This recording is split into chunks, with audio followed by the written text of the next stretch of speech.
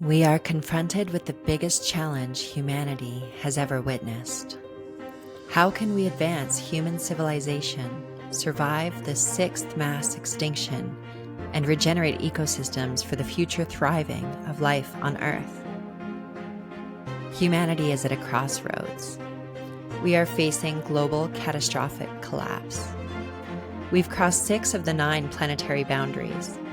Ecosystem degradation, pollution, rising temperatures, ocean acidification, and shifting weather patterns are unraveling the very systems that support life on Earth. The extreme weather is here, and it's getting worse.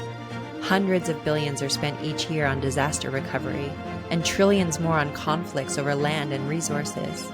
We are dangerously close to losing our ability to function as a global society. But it doesn't have to be this way. We are not separate from nature. We are part of an intricate, symbiotic web of life. And that inherent truth is the key to our future. It's time for coordinated and immediate action to change the direction of our species. At Masterminding Eden, we're bringing together experts in a 1-month immersive mastermind to design a self-sustaining, regenerative, extreme weather resilient city, a model for the future of human civilization. One that goes beyond shelter, food, and energy to include regenerative models of governance, economy, education, wellness, and community, the full architecture of a thriving civilization. Thank you for joining the Masterminding Eden podcast. I'm your host, Camara Cassin, and together we're going to explore the puzzle pieces we need to make this vision a reality.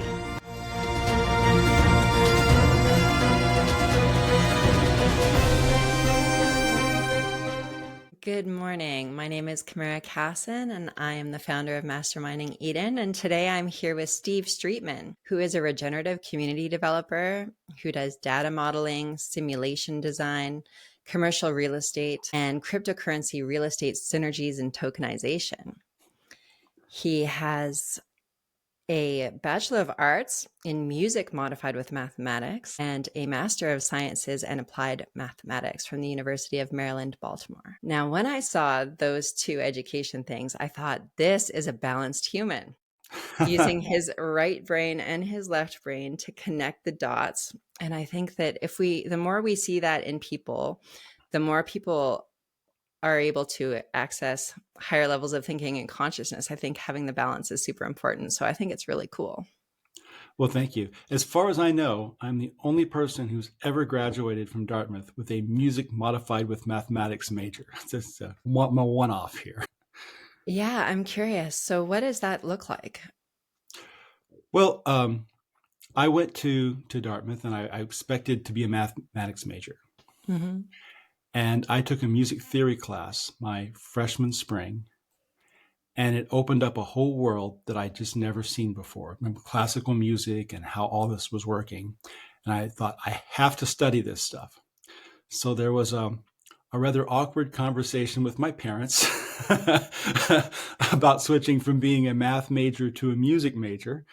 But I guess I'm a little bit stubborn, so I kept pursuing it. And then I kept thinking, well, how do I really want to work it? And ultimately, I really wanted to study all of it. So I wanted to study mathematics and music and writing and philosophy. And I cobbled together a way within the rules, which was this modified major, to be able to do it all. I'd never took a class throughout my 4 years that I didn't want to take. And it was really, I felt like I really got to study what I wanted to study. It was cool.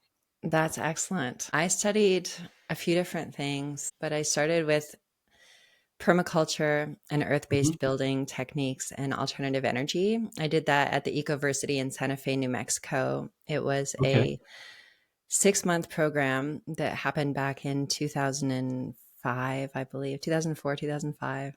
And when I graduated from that, I had my permaculture design certificate and a whole bunch of excitement about going out and changing the world and building the world we want to live in, But I got back to Alberta, Canada, which is where I was living at the time. And I found that nobody knew what permaculture was and nobody really cared. Yeah. So I was like, okay, well, how can I keep going towards my mission of helping humanity live in a way that's better for the planet and better for ourselves. Mhm. And so I went and studied environmental science technology at the Southern Alberta Institute of Technology and learned about sustainable urban planning, pollution control, remediation, air, soil, and water testing and sampling, and really about biology and ecology, geography, geology, all of the earth sciences. And that's where my passion for living on the earth in a different way really met the scientific reality of the situation that we're in.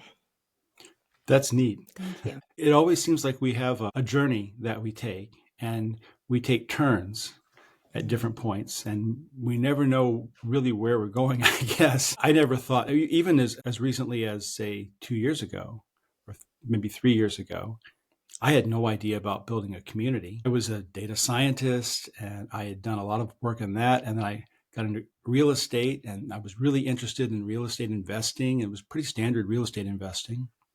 Got involved with a group called the National Council of Exchangers. They like trade properties like baseball cards, which I found just fascinating. And then I was offered cryptocurrency for real estate. And I thought, what's cryptocurrency? I'd heard of Bitcoin, but I didn't know what cryptocurrency was. So I ended up going and looking through that and doing some due diligence on what it all was. And I got really excited about the idea. I ended up having to create my own closing process because no title attorney knew how to trade cryptocurrency for real estate, and closed the deal in 2017, which was really early in the whole cryptocurrency world. And then I got just fascinated with everything to do with cryptocurrency and real estate. So I looked at tokenization, and I looked at, having a joint portfolio and all kinds of things. And I found everybody had their little niche, but nobody was putting it together. So I ended up writing a book, Cryptocurrency and Real Estate, which I published in 2021. I saw that. I was curious to read it. And the whole idea of tokenization for fractional ownership, I find really fascinating as well. And we're looking in our community of doing that as a way of providing affordable housing, which is another whole nother topic in itself. But that book, people were interested. They'd have me speak at different meetings. And at one meeting, this guy says, you've got to meet John. And so I met John, and John was really interested in hemp, and he wanted to do stuff with hemp because it had just become legal in the US, right? And he talked about, well, maybe 3D printing a house with hemp. And that really got me excited. So I started looking into it, and you can't really do like hempcrete because it's not structural. But I found other materials that were more like a hemp adobe that are structural and could be locally sourced. And the 3D printing can actually make the vertical walls of the house, at least, really fast. So then I wanted to build a community of hemp-built homes with 3D printing. And that brought me into a whole nother world of people out there. And some of those people had really advanced technologies. Like one guy has an incredible solution for energy generation. It's clean, it's dense, it's not intermittent like solar or wind. And so, we're talking with him. And then he says, well, and you can get water from atmosphere. So we're looking at that. And he had everything from refining oil with plasma to, I think there was some knowledge work that was going on with cryptocurrencies. And he was interested with this whole tokenization and cryptocurrency stuff as well. And then I would find other people that were wanting to build communities. And then I was helping them out with pitch decks and financial modeling, because that's the one thing I really know is modeling. I can model anything and really come up with a way of characterizing it in numbers that is at least as good as our knowledge can support. And then they all kind of didn't really pursue it. And so I just kept pursuing it. And now we're looking to build our own community in Texas, in the Austin metro area. Yeah. Could you tell me a bit about that? Where are you at in that process? Well, we just received investment terms on Thursday. We're talking on a Saturday, and it looks like we're going to be able to close this month and really launch. So we're planning to build a whole town, maybe 3,000 to 5,000 dwelling units with maybe 15,000 people, maybe a little bit more. Whole downtown, our own power, our own water, our own sewer, our own recycling, our own food growing indoors and out. I'm very excited about the idea of growing a wide variety of foodstuffs by combining growing indoors the things you can't grow locally and growing outdoors the things that you can grow locally. with regenerative farming and permaculture outdoors, but also trying to use some of those techniques indoors. Absolutely. And what I'm curious about is when it comes to the state of the climate in Austin, Texas, and the future of life in Austin, have you guys modeled what the projected climate extremes will be there when you're preparing to plan your town? So we haven't modeled climate extremes. The climate modeling is an extremely uncertain science. And really, none of the models that have been put out there have been borne out as true. So that's a very difficult thing to do. And it isn't like it's something that we can change individually, right? Maybe as a humanity, yes, but individually. So we have to expect that it'll be hot in Austin. And there are things that we can do with our community to make it cooler. Things like not tearing down all the trees to build homes, Yeah. leaving as much of that in as possible. And in fact, having a lot of green reduces the local temperature substantially. So those are some things we can't, I don't know what the temperature will be, but it will be cooler in our community that will be surrounding us. That's true. It can be like 5 degrees cooler in the shade and a nice green habitat compared to concrete. It just absorbs and radiates heat. Now, the homes that we're talking about building are incredibly well insulated. We're talking like an R40 to R60 with the kinds of materials that we're looking at. So well insulated homes surrounded by greenery, I think will be habitable even in somewhat extreme climates. And then if we can generate a lot of clean power, having a lot of power available, you can do almost anything else you want if you have plenty of electrical power. That's true. Yeah, energy generation is key. Energy generation, water, food supply, food security, all the things. So Yep. I was so excited yesterday when I got your application to Masterminding Eden and I started reading your LinkedIn profile. And then I started going through the articles that you've written about reimagining community. Mhm. And I thought to myself, this fellow is listening to the same messaging that I've been hearing my whole life coming from within me or from God or the universe or whatever you want to call it. There's this emergent phenomenon of truth that we know is right, something we know our hearts are yearning for and that we know is the better way. And there are people that I've met around the world who are all carrying that seed. And so that's why I see it as this emergent phenomenon. And I really Mhm. see you holding it very well with balance between the practicalities of investment and building and crypto and technologies and wanting to live in a high tech society that's also green and good for the planet. I mean, why can't we do that, right? Absolutely. I am of the same mindset. So I am honored to meet you, and I'm thrilled to be speaking with you today and to talk about all these things. And Well, it's funny you bring this sort of idea up that when I first started this, I was looking at technologies. Right, I'm a technology guy. I'm a real estate guy. I'm a technology guy. I was thinking, what's the technology for power? What's the technology for water? What are all these different technologies that we can use? And I thought it was really cool to bring them all together and integrate them, which is, I guess, if I have a superpower, that's it, right? As I got into the community, I started to realize that technology is only a piece, and there's this important human aspect of it. How do we actually live together in freedom and respect and responsibility?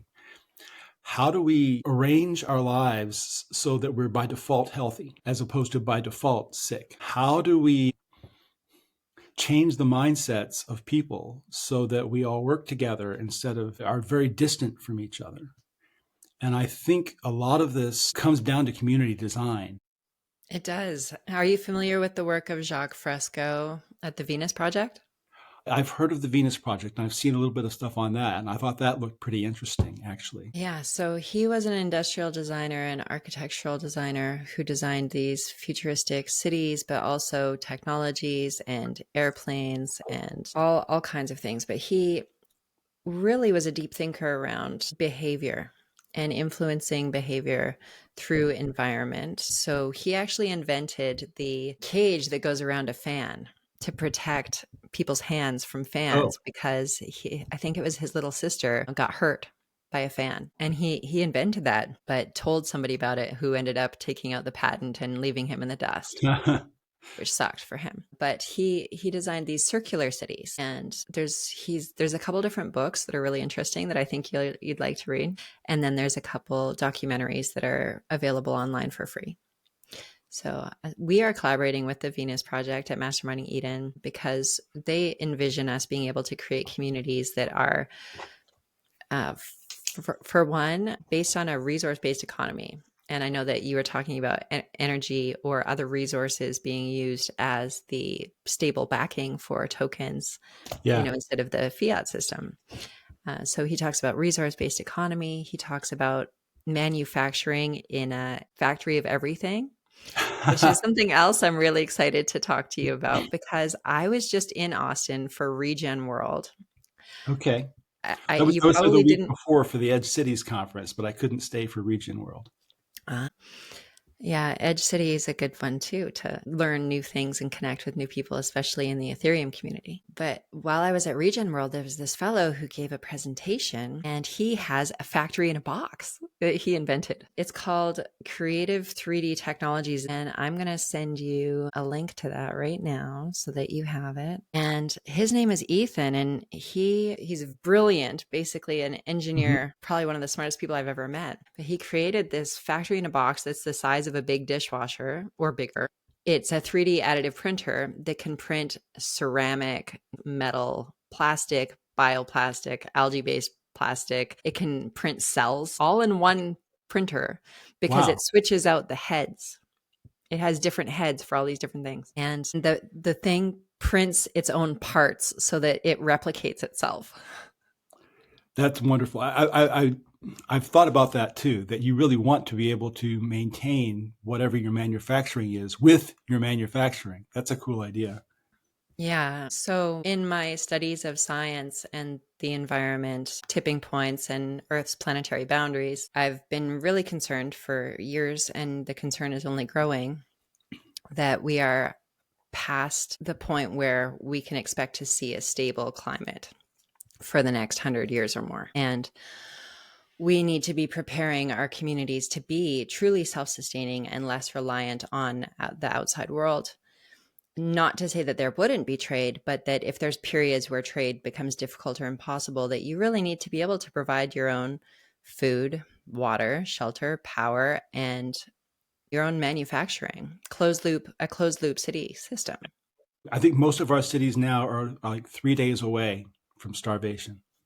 Yeah, that's why I don't live in a city. Along those lines, have you read the book The Fourth Turning? No, but I read your article about it. Okay. So it's William Strauss and Neil Howe, and they put history into 80 to 100-year cycles.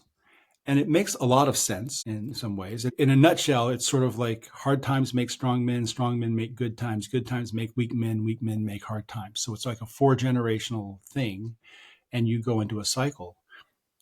And I agree. I think we're in a crisis cycle right now.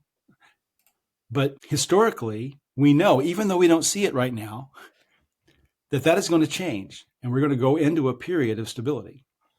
And I think that's going to happen in the next 5 to 10 years. Well, I really hope so. I think that's our timeline. I agree. And we need to be ready to have a new way of organizing society that can step in when we get to that point where supply chains are failing, and we don't want people to starve or be hungry. We want to have that sort of self-sufficiency. I think it's just too hard to start by retrofitting an existing city. I think we need to create a new paradigm that makes the old one obsolete.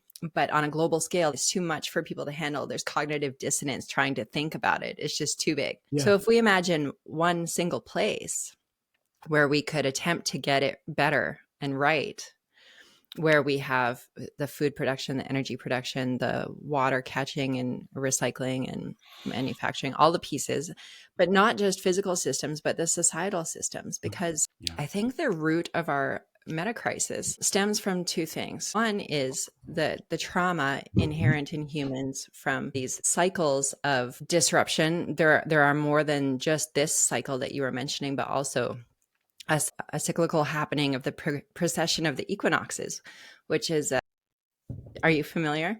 So every I'm not familiar with that particular one. I've heard about the magnetic field switching around as well. Yeah, the pole shift.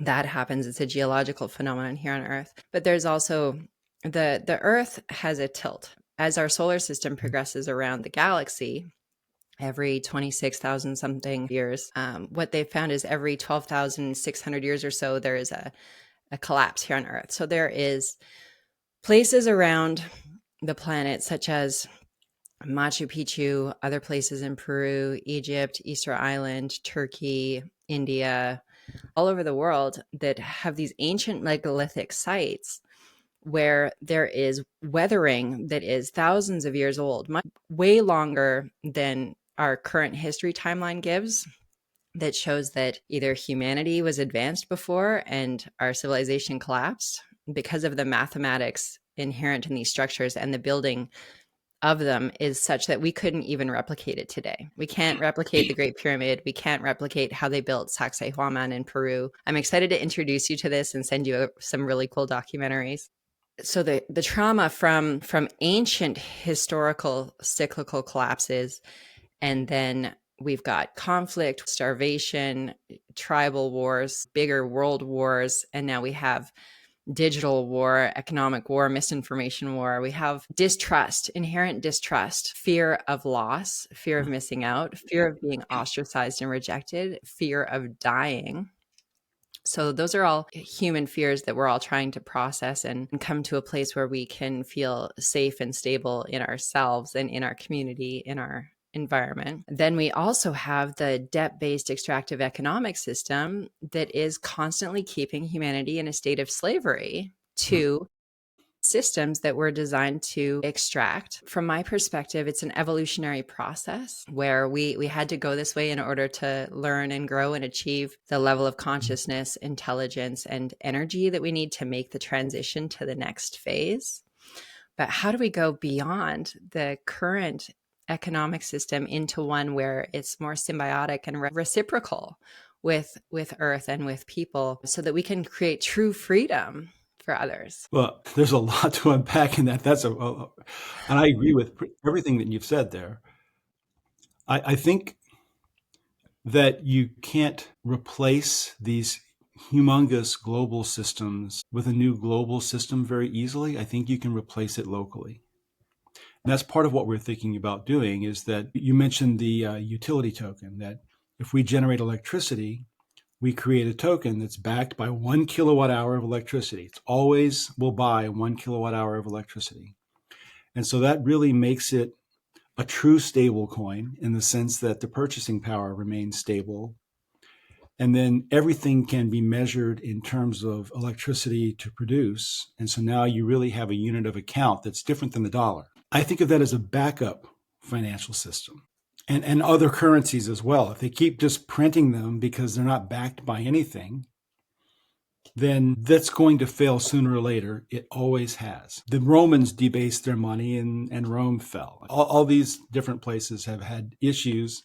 And as soon as we got off the gold standard, we were right on the path to making the currency worthless. Because of the technology that can back this and make it a digital currency, that means that it could go global, so that communities that are all saying, oh, well, we're all going to only issue enough tokens that match the amount of electricity we produce, and you'll be on an energy standard. And now if it's the same token across multiple communities around the world, now we can do trade. And so a system kind of emerges that will backstop all the current financial systems. And you mentioned this whole idea of an extractive economy. And think about it. Banks are really profitable. Credit card companies are really profitable. Insurance companies are really profitable. There's a whole bunch of companies there that don't actually make anything. You can argue that they facilitate transactions. And I'll actually agree that they do facilitate transactions. Historically, they've made things easier for people to do transactions, and they make a lot of money off of it. But the technology that's out there now, things like Bitcoin, a very decentralized service that allows you to trade value with anyone in the world, without having to trust them or know them, and without a counterparty in the middle. The fact that that can now be done ought to make all of these things obsolete. It ought to make banks and even major lendings and credit cards and all this sort of obsolete. However, and they're subverting it, right? I mean, most people now, most people who do digital currencies go onto a centralized exchange.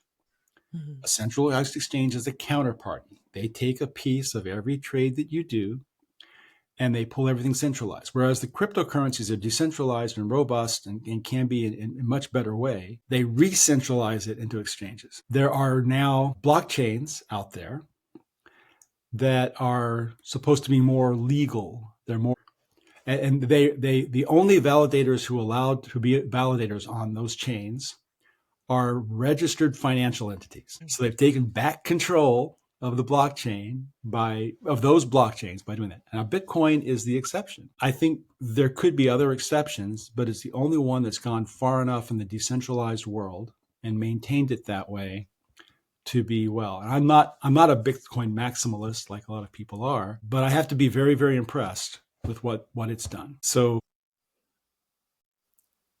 can we go back to talking about the energy token for a moment? Sure, absolutely. My one concern about tying the backing to a kilowatt hour is how that kilowatt hour is produced. Okay. Is it produced in a way that's beneficial for the planet, that's not polluting and non-disruptive and not making our problems worse? If we, for instance, when everything was backed by gold, there was gold rush, right? Mining gold became something everybody wanted to do. Excuse me. So if we back a currency with just energy without definition of what the standard of energy has to be, then there could be a rush on making unclean energy. Now, how would you mitigate that? Well, we're starting coin with clean energy. So obviously within the community we're building, we're going to do it well. There are levels of clean when it comes to energy. Certainly, I mean, if you look at fossil fuels, coal is much worse than oil, which is much worse than natural gas in terms of cleanliness. Solar has problems in terms of the manufacture of the solar panels. There are a lot of things that have to be extracted that are not particularly clean in order to make the solar panels, and it takes them a while to overcome that. With windmills, you have similar issues. You still need rare earths to go into the windmill blades, and the large windmill blades, right now, they don't know how to recycle them. They bury them, which is similar horrible. for solar panels. There's a lot of problems with recycling solar panels too. Yeah, there's a lot of issues with those. So there are degrees of clean. They've done waste to energy, which you would think, okay, the waste is great. It's great that you're reusing the waste, that you're not putting in the landfill. But in the UK, they've been burning this waste, and there's harmful chemicals in it that are polluting the air and causing damage to people downstream. I think you want to make energy as clean as possible. I'm not sure that you can use the token itself to force clean energy. I think the token is more or less cobbled on to energy generation as opposed to forcing it. I think you have to use other mechanisms to try to make, if the people generating the energy had to pay the external costs of damage that they do, that's probably the right way of making them accountable, because now it increases the cost of pursuing the energy to match any damage or harm that the energy causes. And I'm not sure exactly how we do that. That's an even harder problem.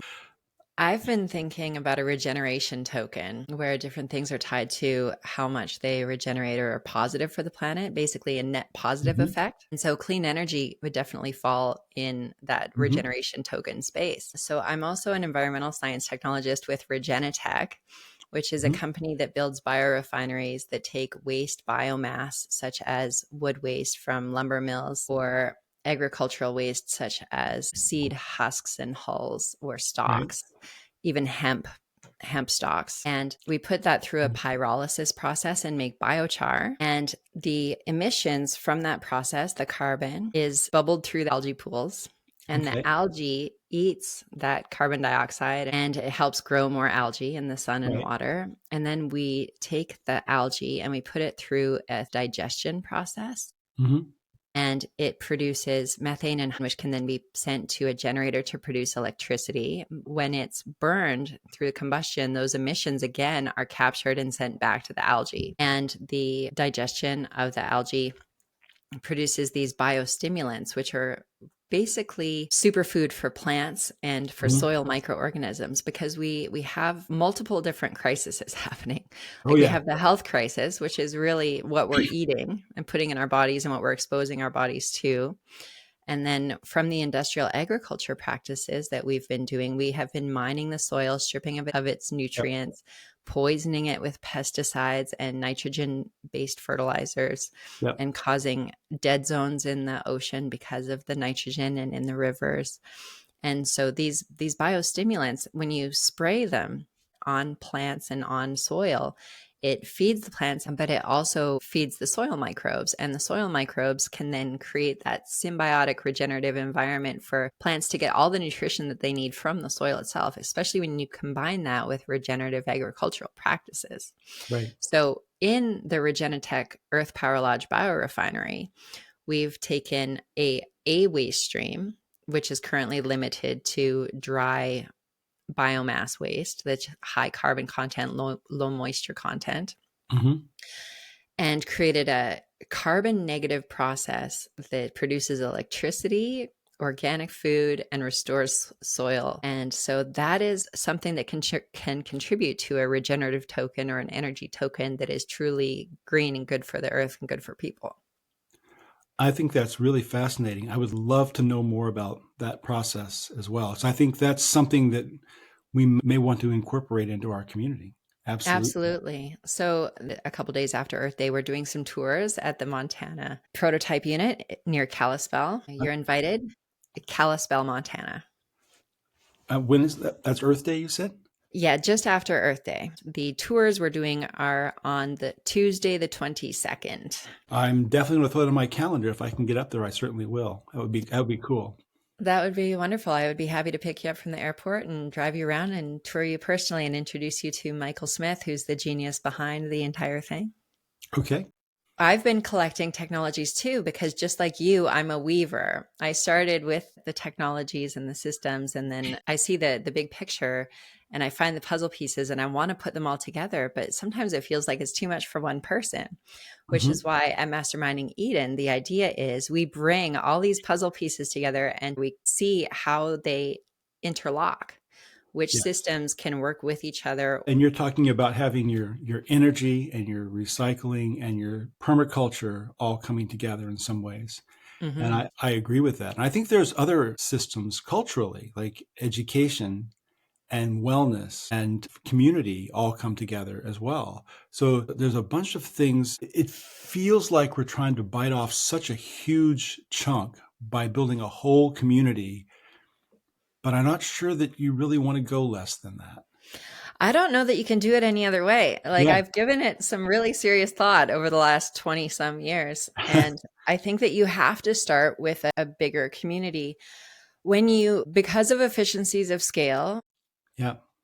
because you'd be able to share much more together, because you need a certain population in order to have all the areas of specialty and expertise that you would need to truly be self-sustaining. Exactly. If you have a community, a lot of the eco villages, and I love their idea of people getting together and having a village and trying to be self-sufficient and being off grid and all that. But if you have 75 people or 150 people, you can't support a dentist. You can't really support a doctor, certainly not specialties. Maybe not even really a hairstylist or an auto mechanic. I mean, there's so many jobs in a modern community. I actually did a little research on this. I went to the Bureau of Labor Statistics and said, how many occupations are there? And it looked to me like there were 800 and some occupations. And I looked through, I thought, well, you don't really need all of those. I might not need a nuclear technician, right? But even if you just need 20% of all those occupations, that's like 160 people. And some of them you need more than one. You need more than one permaculture farmer. You're going to need a whole cadre of those. You're going to need a bunch. You're going to need more than one teacher. So I don't know how you could have a modern community with less than, say, a couple thousand people. And I think you want more than that. I mean, just what I'm thinking. But then, so you have the community and you have the eco villages on one end, and they want to build communities of tens of people up to maybe 150. 150 is a large eco village. And then you have the charter cities folks who are out there who are really wanting to support urbanization in Africa. And they're very focused on cities above 100,000 people. It doesn't really count as a city until it's 100,000 people from their perspective. And I understand that perspective. But I think in order to build community, not just a community, but to build community, you've got to be somewhere in the middle. That's the Goldilocks community or whatever. Not too big, not too small.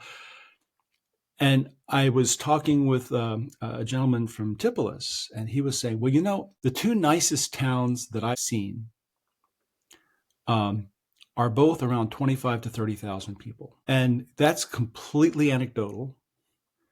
But it seems to me that range, maybe 15 to 50,000, is probably where we want to be to have enough diversity and differentiation of skills and be able to do enough things like the manufacturing and food and arts and construction and managing all the infrastructure. Just to do all that work, I think you need somewhere in there. And once you get above maybe 50,000, you start to either fragment into a bunch of smaller communities, which is perfectly fine. Maybe a city of 100,000 is really, 4 cities of 25,000 that are next to each other. Yeah. And even a city of, 15,000, like we're talking about, we've been trying to be very collaborative. We were originally thinking, okay, we're going to build it all, we're going to design it all. And I'm starting to believe that's a really bad idea. That instead we should have sort of an overall urban plan and have sections so that there's a certain amount of organization, but allow other people to come in with their ideas and their projects and their design styles. And, we might select among them who gets which areas and help fund whoever gets which areas so that there's sufficient funding. But allow the ideas to bloom. Get some really great ideas from the crew at Masterminding Eden. I would imagine so. Well, that's why I was excited to hear about you guys. And when I first looked at it, I think it was probably 3 or 4 weeks ago. And I thought, oh, okay, so it's a month-long thing this summer in Switzerland. I thought, well, I love Switzerland. And that would be a lot of fun, but I don't know if I can take off a month to go off and do this.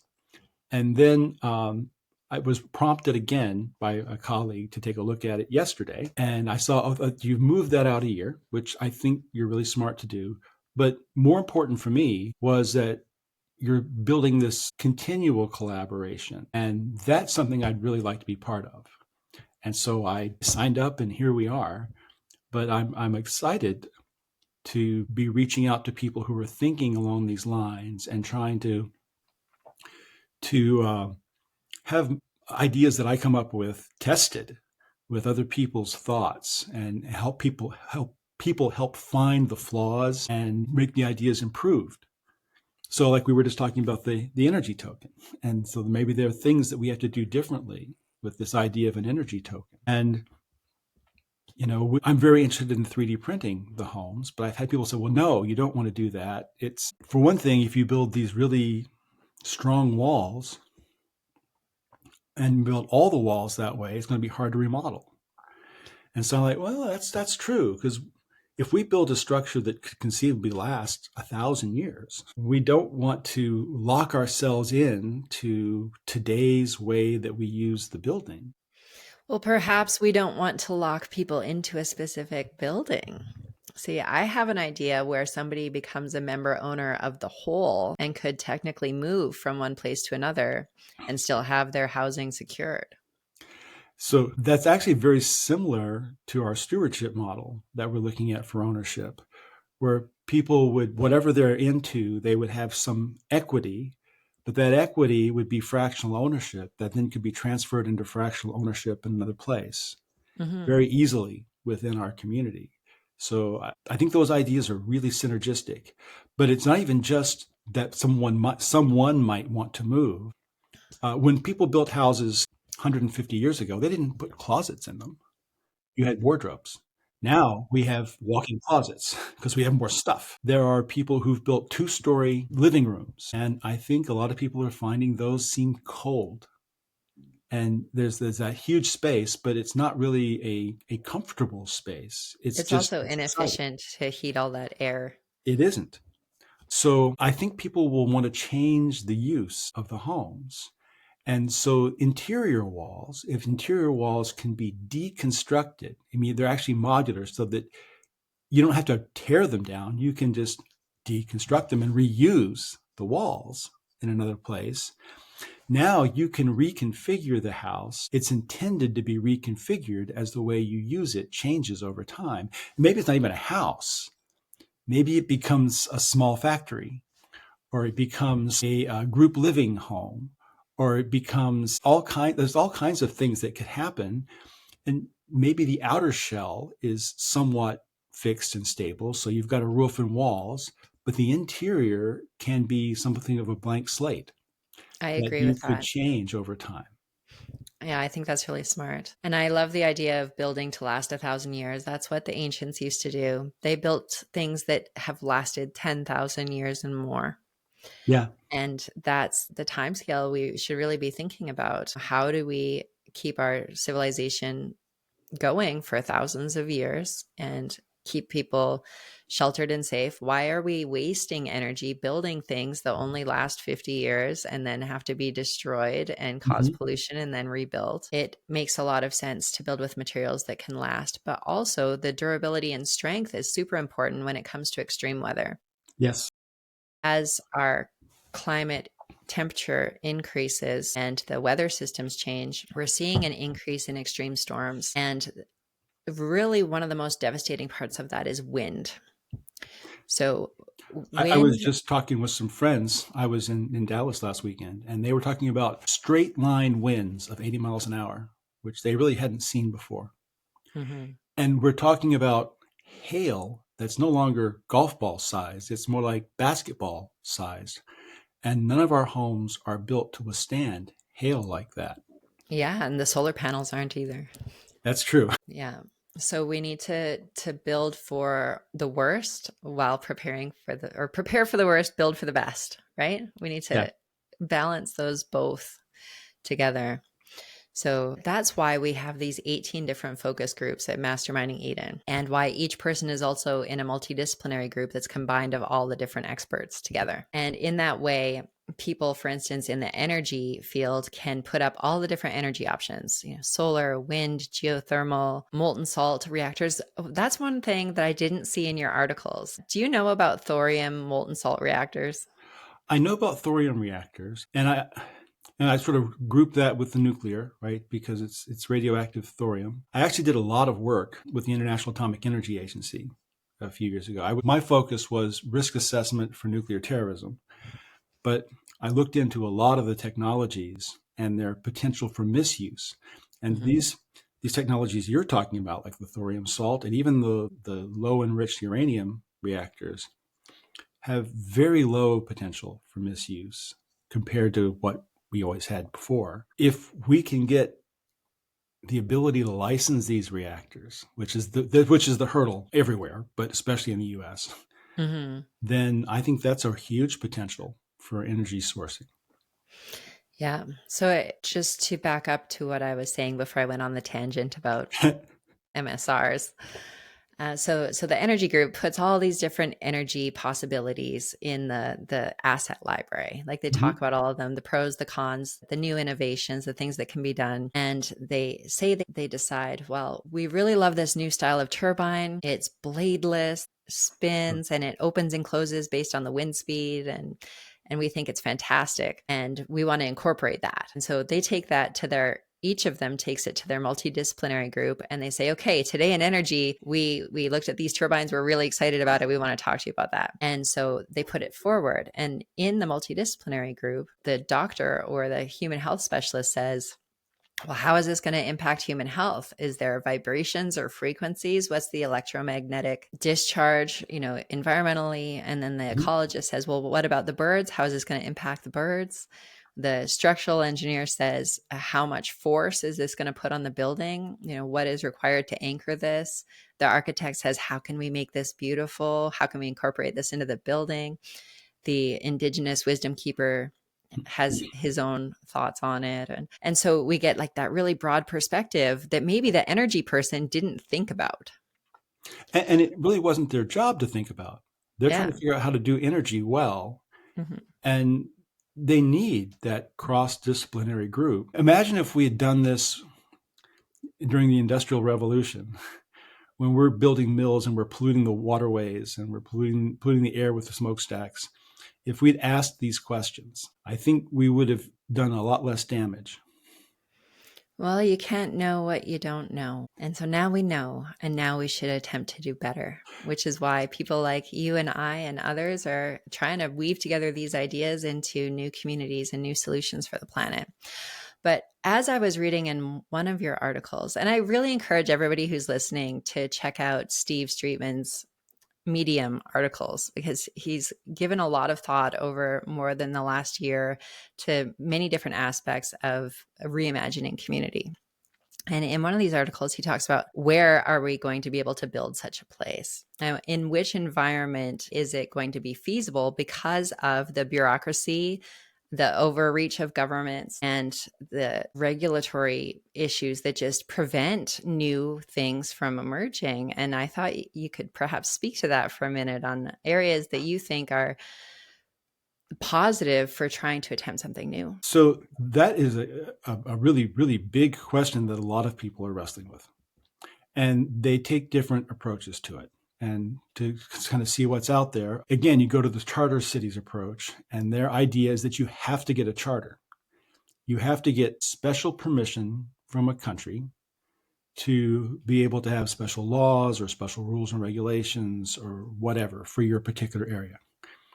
And they may be, if they're successful and they can do that, then that would be wonderful, because you can get a different regulatory regime for your city, and then you get relief from some of the burdensome regulations that are out. I've always felt that it's easier to get forgiveness than permission from a bureaucracy. So I don't know that I'm confident that we could really build a whole bunch of cities around the world by getting permission in advance. So how do you try to do something that's free and that you can really organize yourselves in a way that's good for your citizens, given that nations control, there really aren't any blank spots on the globe anymore.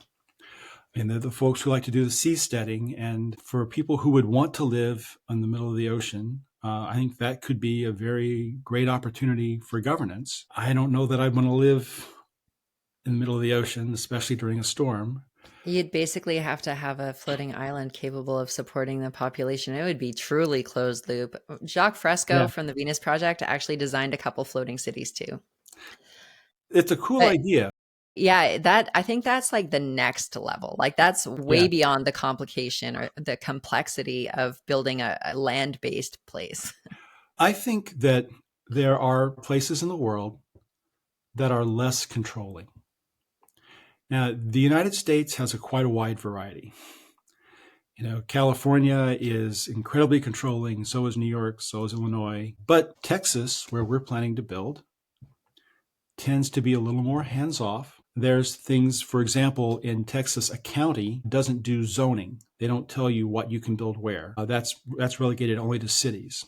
So by building outside of a city, you get a lot of leeway in what you build where. If you can become a city, you can take control of your permitting process. You can take control of something of taxation, some amount of ordinances. So ideally, you'd like to be in a place where, as long as you're not causing trouble around you, people will just leave you alone. Now, New Hampshire in the United States, it has the whole Free State Project, with a bunch of libertarians moving there. And that's kind of an interesting idea. I like what we're doing in Texas because I think we're in a place where there's just so much going on that supports what we're doing. Especially in Austin. Austin Austin is particularly really seems to be a incredible. nerve center, right? You just went to a Regen World there, and Edge Cities was there the week before that. I know of at least 8 different regenerative cities that are currently under construction in Austin, or under construction or in the planning or whatever in the Austin metro area. Huge ecological movement, a lot of longevity movements and biohacking kinds of things going on in Austin, Texas. Also It seems to be a consciousness synergy. acceleration too. I'm sorry, what? That's true. Absolutely. I have some friends very much involved in that part in Austin, Texas as well. So it might be almost a nerve center for this suite of new technologies that can help us with a community. That's part of why we're there. And we've identified an absolutely gorgeous property. Not just, cheap land off in the middle of nowhere. It's a gorgeous property on the north side of Lake Travis with a mile and a half on the lake and beautiful sloping views, and then a whole nother section that's surrounded by wilderness area and adjacent to an airport. So there's a Wow, lot of that sounds like things a that are. cool property. We think it's really as close to ideal as we can get, and it's very easy access to Austin, but remote enough that it's not in a city. It's anyway, we're pretty excited about it, and How many acres is that? the total for all the parcels is about 2,300. So we think we can build a nice sized city in that. It's Town. really in 2 sections that aren't quite connected. So that is a little bit problematic for us, but not terribly so, I don't think. And then Are you planning on implementing the blockchain real estate model where people can potentially yes, pay with crypto and what have fractional ownership? we're definitely planning to put a title on a blockchain.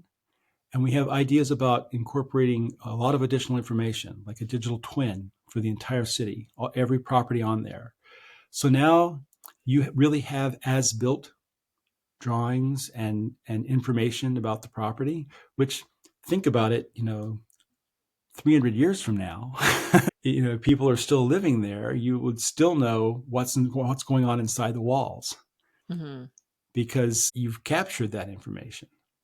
So we're looking at doing that, but we're also looking to create fractional ownership using security token offerings for each property. And we think that we can get this sort of ownership model, this stewardship model of people, everyone having some amount of equity in where they live by having fractional ownership. We think we can enable that. So a person lives there, and it's a combination of ownership and rental and property management. So they're hired as a property manager for the property and can be fired as a property manager for a property if they don't act responsibly and take care of it, have equity in it, and that equity grows over time. So every, let's say, a monthly payment for being allowed to live there would go somewhat to a person who already owns a lot of equity in that property, and they get a return on that equity. But they also are buying a little bit of equity for themselves every time, even someone who would normally be a renter. And so that's a smaller piece of equity, but it grows over time. Everyone gets a chance to build wealth as the value of the community and the property increases. Everyone has ownership in that community. And then you can't be foreclosed on because you have fractional ownership as opposed to a mortgage against what you're doing. So if you are ever decide to leave or you have to leave, you are still owed for whatever equity that you have built up while you're there. So we think there's some really interesting things about this, that everyone becomes owners, but you still can bring in capital who would be interested in making some profit on their capital, and they'll be willing to invest in this and make it own. We think it's financially feasible, and it's going to be attractive to a lot of different people, but it's going to be a little hard to explain, I guess, at the beginning, which could be a challenge for us. But it also requires people to accept a property manager position. It's a real explicit social contract So people have to understand when they come to the community that we're living together in a little different way than you might live somewhere else. And we want to make that absolutely explicit, maybe using HOA law so that it be an HOA agreement, or possibly using charter city law. I mean, and that's a different name than the charter city movement. And in Texas, if you have a certain size city, it's called a charter city.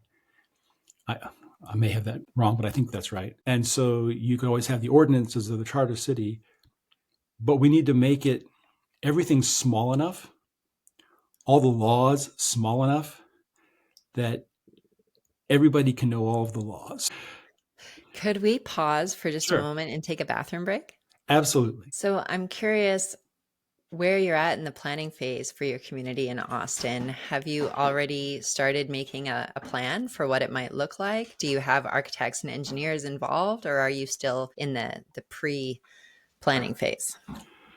So we're, how to put this? We've assembled a really good team of people in various aspects of things we need for the community. So we're really happy that, especially say with food generation and with soil regeneration and with the construction side, that we've got some really fabulous people on our team. We've identified a property, and this is actually a really good time to talk about this. We've finally received written formal terms for financing on Thursday. What exactly does that mean for those of us who aren't in the finance world? It means that someone is telling us exactly under what terms they're going to give us money, as Excellent. opposed to just, hey, yeah, no, we like your project. We'd like to fund it. This would be great. We'll figure it all out. This is okay. There's documents that we can execute that get us an initial tranche. And then what we've been told is that we really expect to close on the final funding this month. So that means we will be launched. And the property that we are purchasing, which I will be pretty quiet about here, is already in the approval phase. They've done their own subdivision plan, which is not quite what we want to do, but definitely for the road structures, it looks very similar to what we'd like to do, because you have to follow the terrain. And that is nearing approval. So we actually expect to be building roads this summer. And Well, I'm really curious, on 2,300 acres and 15,000 people, how you're planning on being self-sustaining. And in my mind, that would mean building up instead of out, so that you have more land for food production and energy production and other things, as well as maintaining some of the environment to be natural. so we Are you don't have planning on doing a lot of single family homes and kind of taking up the whole space, or what do you think? So we don't have a formal design for that yet, though we have talked with several urban designers who are more into sort of the biomimetic designs for urban places. And we're thinking of this kind of like a small European town where you have some density in a walkable area. And that would be, the bulk of people. And there may be actually several places like that have a walkable street with some shops and maybe apartments above, and it's has that feel of being able to do that. We're looking at some manufacturing, probably near the airport.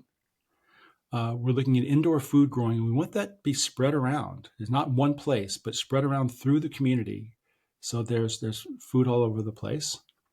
We might not use the 2,300 acres for our main permaculture, maybe some smaller areas of permaculture there, but we're looking at maybe getting a separate farm, and that's actually in our budget a few years out, where we can have a much larger area that's dedicated solely to agriculture.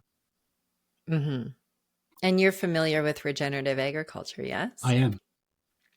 And how important it is to have biodiversity? I absolutely am. And I love the idea. It's the ideas of like things like silvopasture. Why wouldn't you ever do that? Why would you have just this grassland with a bunch of animals on it when you could have fruit trees and the animals get shade? And I don't understand why you wouldn't do that.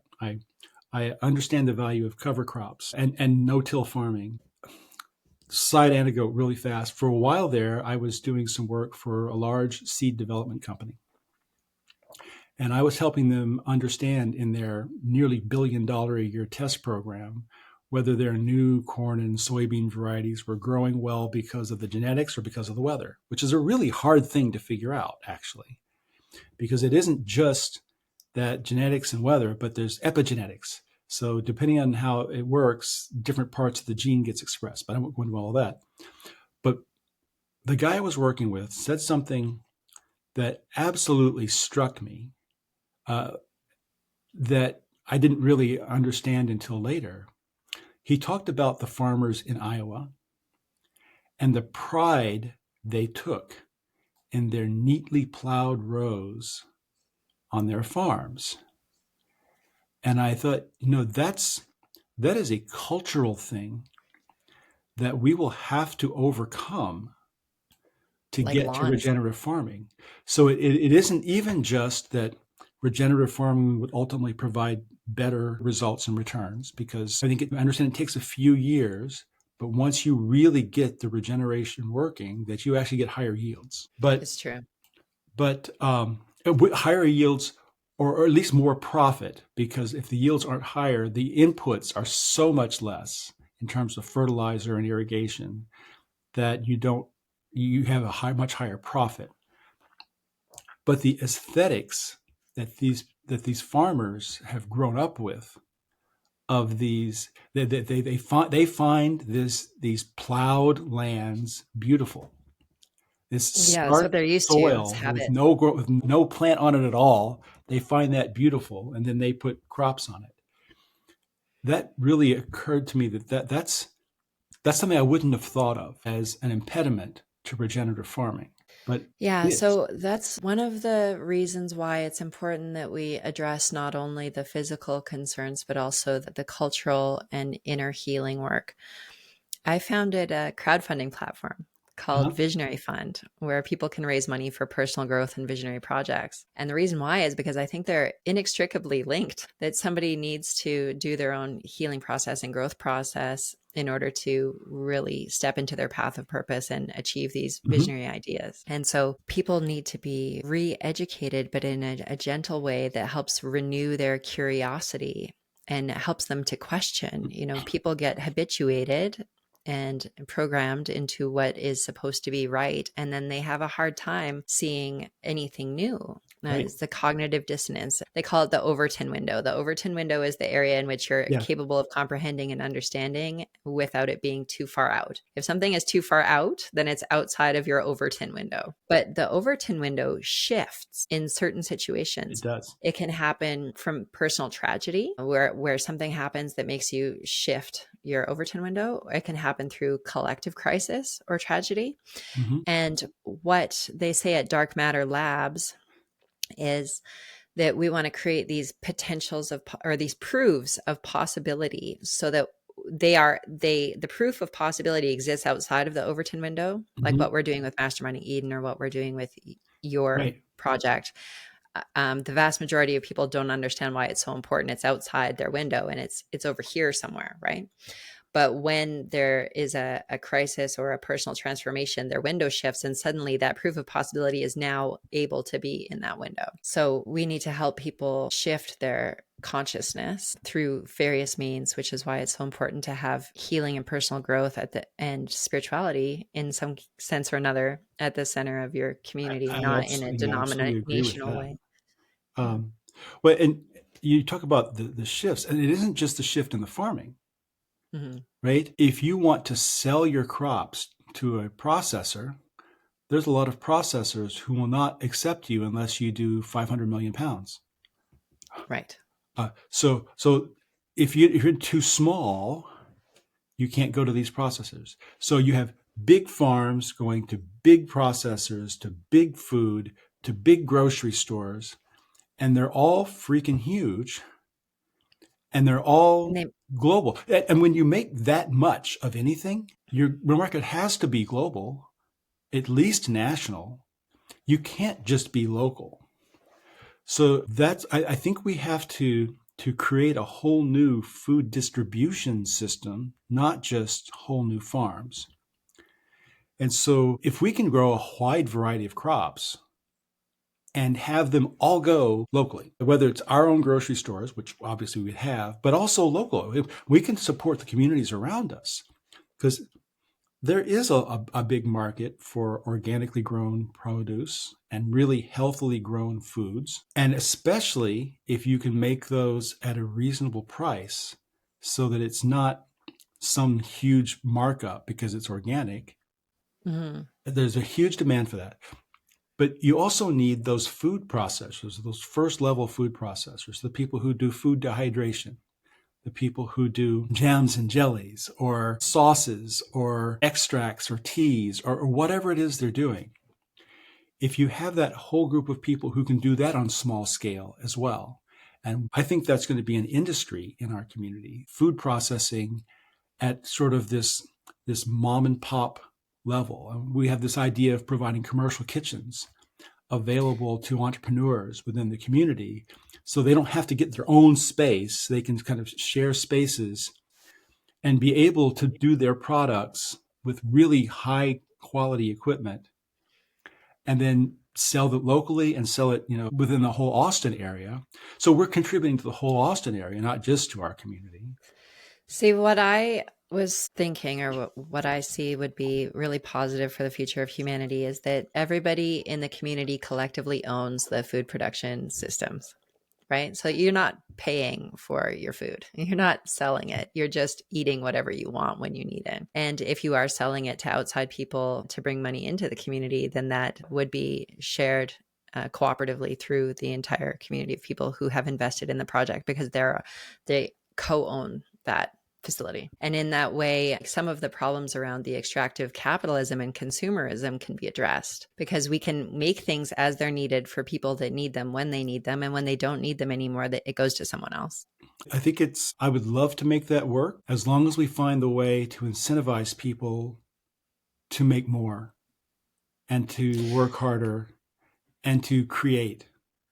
As long as we have ways of incentivizing people so that those who really work hard get more and those who don't work hard don't get more, then I agree with you about incentive structures. But one thing I think you may have overlooked is the rapid advancement of artificial intelligence and robotics and automation. Like, so many of these jobs that require constant repetition, such as dehydration of fruits and vegetables, you don't even need people for anymore. I think that there's a variety of tasks, and a lot of them can be automated, and a lot of them are liked by people. So for instance, I have a vision of this vertical farm of strawberries and other fruits plants, but the strawberries are ripe. Okay. Now imagine that there's sensors embedded throughout the greenhouse and throughout the community, and the sensors sense that the strawberries are ready to be picked. Right. Now it puts a task automatically on a task board, and it notifies through artificial intelligence and digital twins the people who love to pick strawberries. And it says, hey, if you want to pick strawberries, here's a task on the task board. You can go do that. And they get incentivized to do so by accepting the task. Right. But if there's not enough people to pick all the strawberries, then of course the automation kicks in and the robots pick the strawberries. Okay. I think that's interesting. And I agree with you that artificial intelligence, both in the manufacturing side and even in the food side, are going to be incredibly useful. I think helping manage the infrastructure, there's a whole lot of artificial intelligence that can help out there as well. And let's face it, even in the construction, when you do 3D printing, you are taking software, which you could call intelligent software, and it takes a design, which may be a human conceived, or maybe is actually part of the software itself that has sort of I was talking with the folks who did Prospera, they have a software that underlies their construction code. So you can go and design your own house, and the software makes it meet code, but it allows you to have some leeway in what it actually looks like and what it actually is. And you could even enforce some amount of stylistic guidance so that things fit together. Mm-hmm. So that software, then the printer software takes that design and it slices it into layers so that a 3D printer knows exactly what to print, where, and when. And so that really is robotics and intelligence. Mm-hmm. So I agree with you. There's a lot of opportunity for that we don't take advantage of and can't take advantage of very easily in our society because we don't have the sensors in Mm-hmm. place and we don't always have the robots. Well, that's changing really fast right now. Like they say there's going to be 10 million humanoid robots in the next year. Wow. Yeah. And so there's actually really exciting. I just connected with one of the world's leading experts in robotics and who's connected to all these different robotics companies. And I'm going to have him as a guest, I believe, on our podcast to talk about robotics and automation. And I'm We'll going to have to learn listen to so much that. more about it. But I think that we want to liberate people from drudgery and slavery, right? And we Mhm. want to encourage them to be creative, follow their passions, be contributing to society in whatever way is most meaningful for them, still Yes. contributing and having impact, but that we don't need to have people forced to do things to have their basic needs met. Right. Well, I think having people able to accomplish things and do things that matter, it's part of being human. And nowadays, I mean, the way our society is structured, how many office jobs are there that are effectively make work jobs, right? You're Well, writing so many. reports, you're doing things, following regulations, and you sit in an office and you do stuff that doesn't actually produce anything. Mhm. And we've made all these make work jobs that steal people's souls instead of allowing them to do something that makes something. Gardening and food growth is a human activity for thousands of years, and people still love it because they love being involved with the land. And having everyone know how to do that is worthwhile. I agree. Manufacturing, if you have this everything factory where you can have printers that make a wide variety of things, which is also I even called it the everything factory in the article that I wrote about it. You still need a designer, and there will still be a hunger for new designs and new ways of doing it and improved things. And if you have an improved thing, well, maybe now you can actually recycle the old thing, and you don't have to build a million of the new things, right? Because you don't have to have this be worldwide for your manufacturing plant. You can build the 5 that you need this week in your community, Hmm. sort of an as needed thing. And now your economies of scale is not that you can build a million toasters, but that you can build a million different things with the same machine. And so the machine's always busy building something, but it isn't the same thing. And you build as many as you need for your community and maybe for just adjacent communities. But I'm kind of getting off topic there.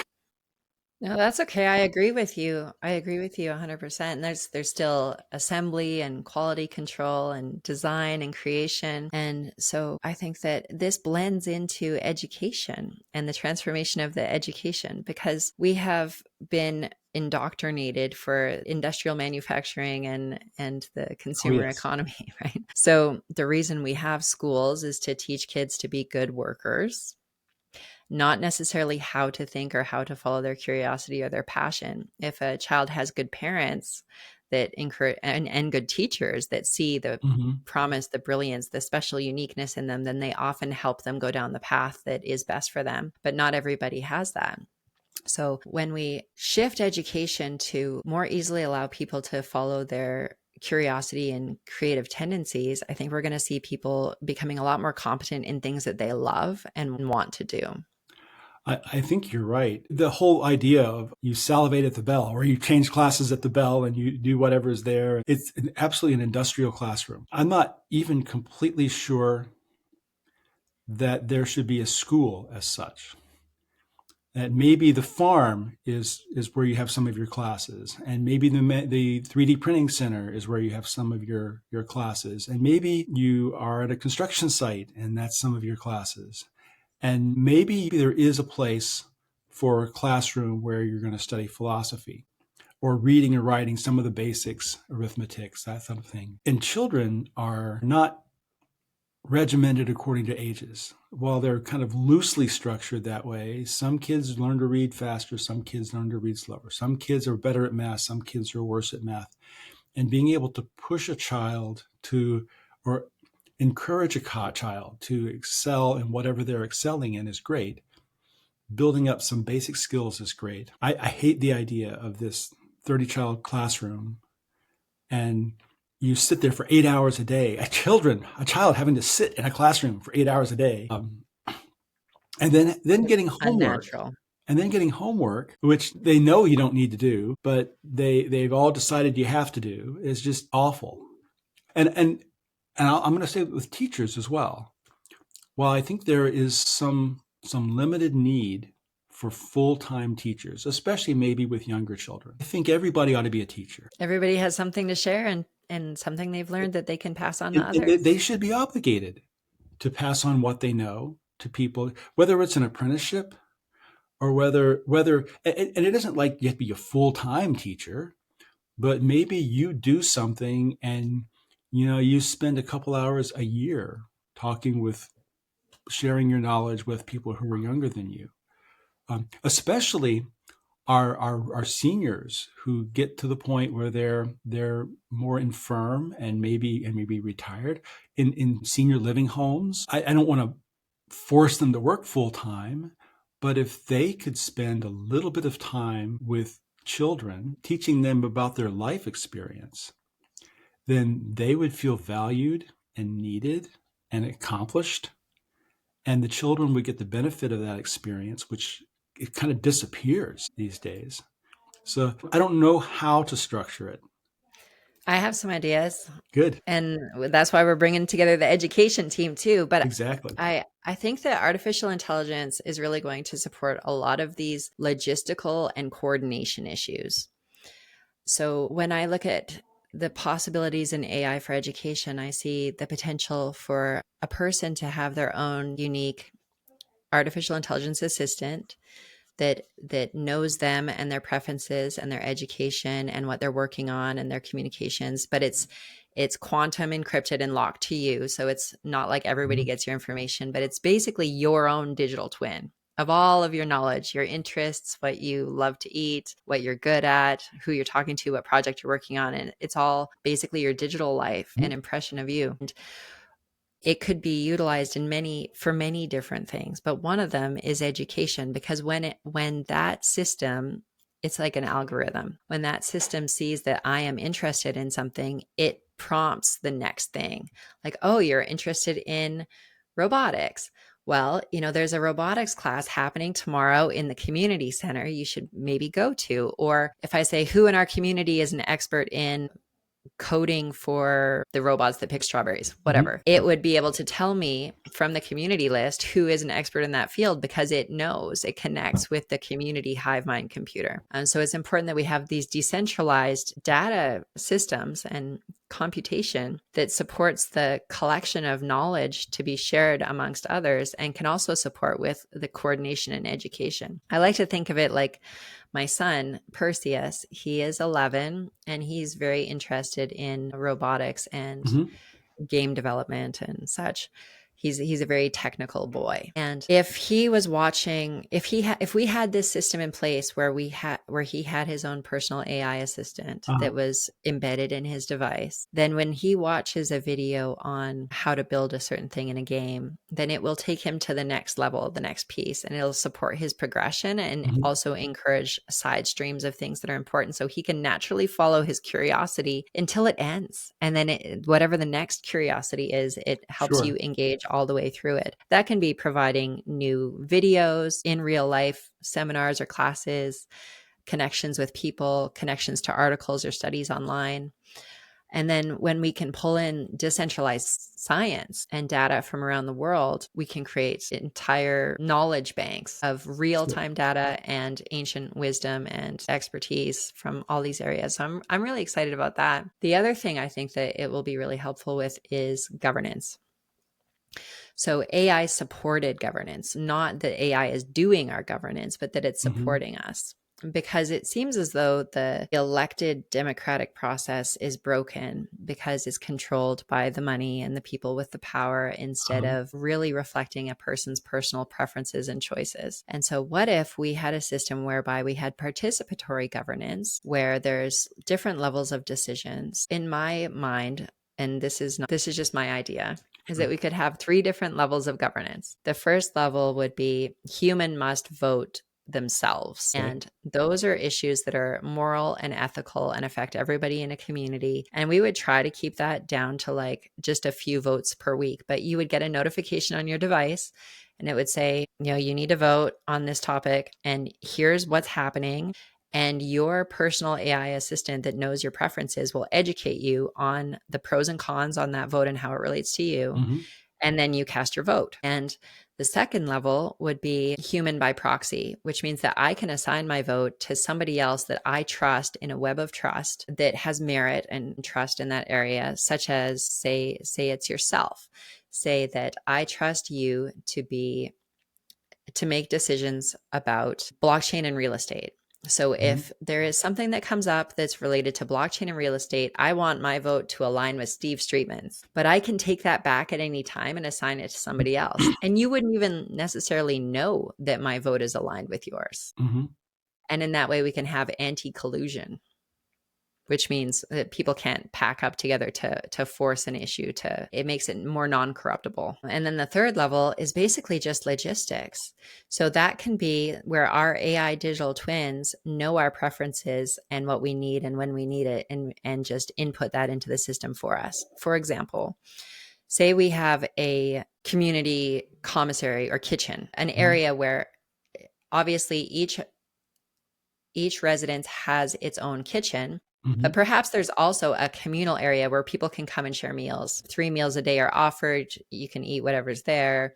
But what is being prepared and what is available is based on the preferences of all the people that are there, because the AI of each person is communicating to the center. So a more specific example is I like to drink about 2 cups of tea a day, herbal tea.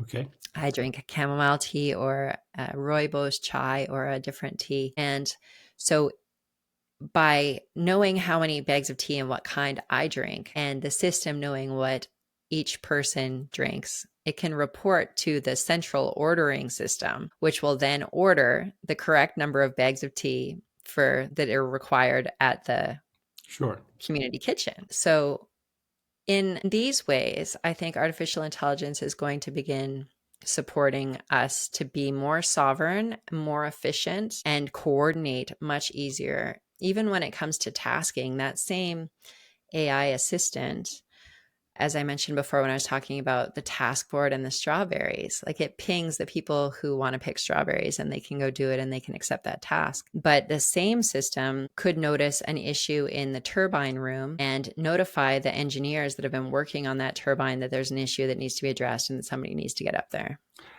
So it helps to coordinate people, education, governance, and like you said, manufacturing, construction. I think that this is going to be, and already is, a part of our everyday lives. Well, I think it very well can be, and I have concerns. And my concerns are with who gets to decide what the coding is behind those AIs, because it's very easy to say something that's going to influence you, not going to influence you, but take your preferences and move it. Instead, try to guide your preferences. And if it starts guiding your preferences, there might be someone who's trying to guide your preferences in a way that benefits them instead of a way that doesn't.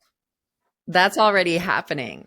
That is our system right now. Well, if you look at the ChatGPT, right, there was a lot of well-publicized instances where it was racist and politically biased. And while maybe you approve of the bias, you hate the bias, whatever, that shouldn't have been in the ChatGPT. Neither of those things should have been in ChatGPT. So those kinds of things worry me. There's also sort of the whole garbage in, garbage out idea. It's the first law of computer science, right? if the sensing and the observing is either you're getting the wrong data in there, or you're getting some data that's false that's in there, they can very well change the behavior of the AI in ways that we don't necessarily expect and wouldn't desire. So I've actually worked in artificial intelligence off and on since like the 1980s. And so, I was working in neural networks in the 1980s, and I've done expert systems. I have a patent for a way of putting sensor data together, which is really sort of an abstraction in an expert system. And I think that's jaded me a little bit in terms of what the expectations are for what AI can do. I think there has to be some amount of curation over and supervision over how the AIs progress. And that's going to be hard to do as humans, because the AIs, once they start being able to code themselves, which they can do now, they may behave in ways that we not only don't expect, but don't really observe. So I have concerns about depending on the AIs, even as I have optimism about being able to leverage their use. And that is a common thing, especially in times of rapid change, even though you've been working in AI for a really long time. For instance, there's a couple stories when some tribal women were introduced to running water. They said, well, what am I going to do with my life? My life was walking back and forth to the river getting water. Yeah. And now, there's going to be nothing for me to do. I'm going to be out of a place. Right. But they got over it, and they found that there's other things they can do other than carrying water. Or even electricity, like we are completely dependent on electricity right now. And yet we found a way to make it work, even though it's kind of dangerous, honestly. Like the way our grid is set up and the power demands on it right now is dangerous, which is why we're seeing people die during extreme heat events in places like Texas, when everybody's desperately trying to use their air conditioning because their homes are not structured properly for extreme heat, and it causes a blackout.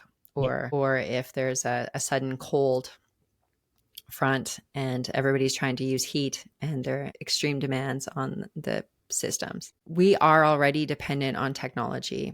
And I think this is a new technology that I think we're going to end up being dependent on. Well, I don't disagree with you. I actually do agree with you. I would like to find ways to ensure that we're not subtly manipulated by the AIs. But let's face it, we're subtly manipulated in a lot of different ways now already. And we are so manipulated. Even not so subtly manipulated. The whole Overton window, right, is a normalcy that we have because of what we actually see. And there are people who see things who are outside the Overton window, and there are people who live in ways that are outside the Overton window. So your point is really well made, that we need to be able to use this as best we can. I just get really concerned when people say, "Oh, AI is going to do everything for us," and they don't really understand how. I don't think we want it to do everything for us, but I think that there's ways that it can really assist. And you're right about oversight. And how are we going to do that oversight? I don't know. One of my favorite quotes is, I think it was Henry Ford, who said, I don't have to know how to do everything. I just know I know how to find the people who know how to do the things I need. Well, and if we have people who know things, and let's face it, as you point out, if we don't have to spend all our lives scrabbling for our basic needs, there's a lot more opportunity to know things and to dig deeper into things that are really interesting to us. If we have people that know things, and if we align incentives in our community so there isn't as much incentive to exploit each other, and I don't think we ever get rid of all of it, because there's always that human capacity, but we can reduce the incentives to exploit it. Right now, we're in a very exploitative society. We're just talking about the homes that aren't really built for extreme weather. Well, the developer's incentive is to build a home as cheaply as he can and sell it for the most money that he can, and then move on. And he never has to deal with that home ever again. Mm-hmm. It's not like his name is on that home. So when it begins to look like crap in 5 years, that everybody knows that it was him. It's not a reputational thing for the developer or for the carpenter or for whoever else was working on it. Didn't used to be true, right? In a small village, Quality. if someone did poor work, everyone knew it. Mm-hmm. And so now everything's transactional and Mm-hmm. short term. And this is where things like trust graphing can come in. Mm-hmm. I will send you a message about some of the trust graphing. I'm just going to put a note here. So if we have systems, and Holochain is working on this, and other systems are working on this, where when you interact or engage with somebody or purchase from somebody or do anything, you would rate them on different areas of trust. And it creates a network and a shared web of trust. And in that way, not only can I navigate to people and things that are trusted by people that I trust, but also my AI algorithm can navigate that network of trust too. And that can also be applied to the merit behind different things like science. So if 5 scientists that I trust and believe in say that this study is really awesome and that they believe it's true, then I have more trust in what the study says. Do you see what I mean? Yeah. Do you we can apply those webs of trust to finding closer values to truth. So do you think, I'm really interested in that concept. Do you think that what will happen will be that those webs of trust will grow together into a common web of trust? Or do you think that we will end up with discrete webs of trust that, like Republicans and Democrats, that they have their webs of trust and there's this divide between them that they don't trust each other, with smaller webs of trust that are discrete?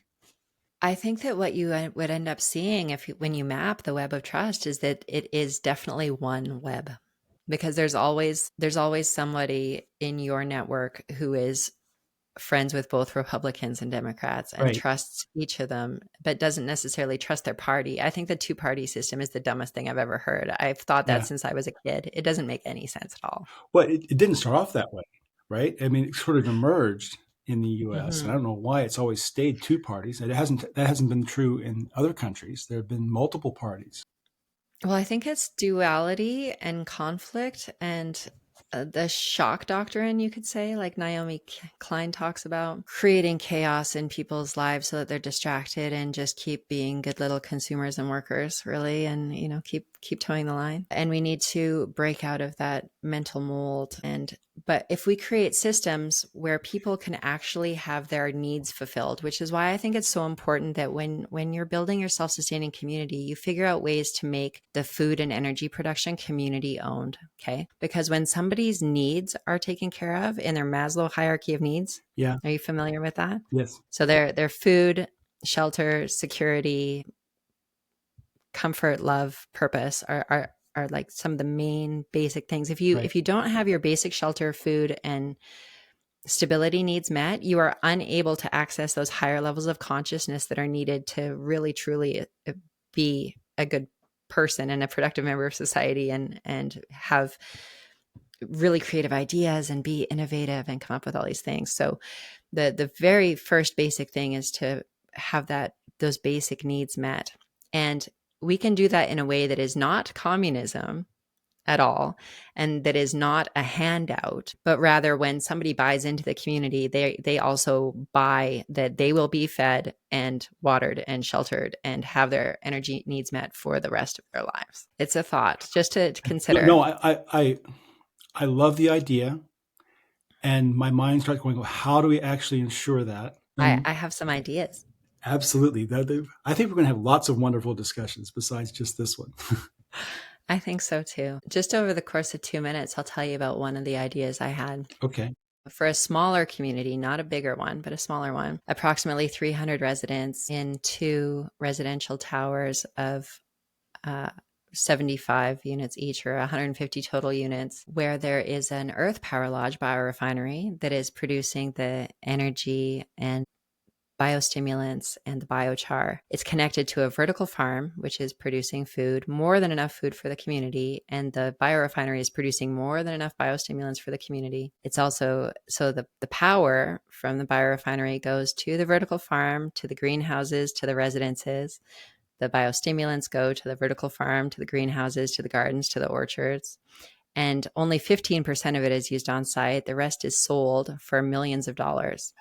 But when the people buy in to construct this place, they buy their housing unit, and part of the cost of that housing unit is the cost of building the vertical farm, the greenhouses, and the biorefinery are all factored into the cost. Okay. So that you end up building the entire community based on the finance raised from the housing sales, right? Okay. And so then they are in a cooperative shared ownership structure for the things that are shared, like the biorefinery, the vertical farm, the community building that has the innovation center, the education center, all the things inside, right? And the numbers that I crunched for this, which I'll share with you another time, showed that you could basically, after everything's up and running, and if you had full sales of the biostimulants and biochar and food produced in the vertical farm and greenhouse and orchards, that people would actually be paid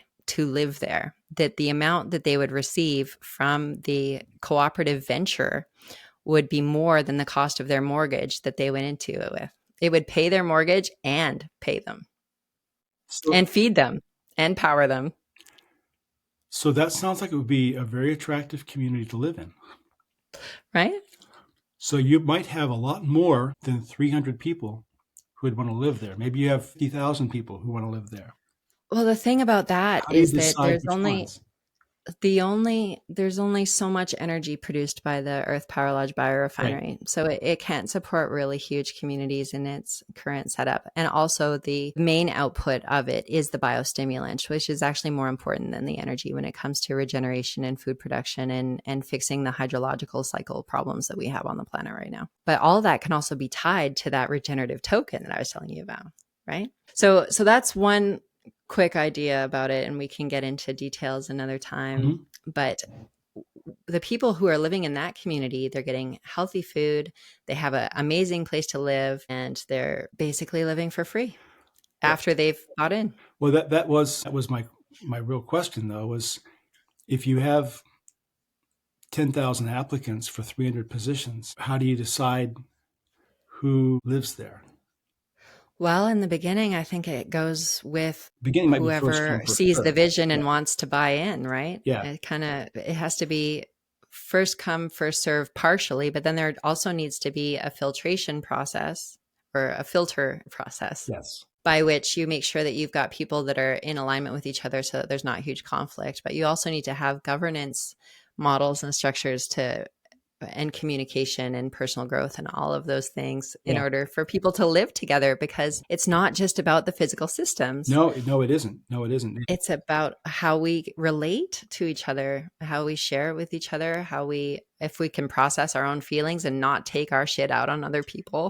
It's easy for a very small number of people to destroy a community for everyone else. My daughter teaches middle school right now in a school that is in a sort of a challenged area, right? Most of the students are on food programs, and it's not possible in the US to really expel a student for very long, even if they are bringing guns or knives to school or assaulting students, or it's just it's a very challenging situation to try to teach in, and having that one or two students that are always disruptive really disrupts the entire class. And so all the other students, the other 28, who, if the two were gone, would be a wonderful community, the two make it so that there's no community. I've heard it described as the power of exile. You really need to have the power of exile in a community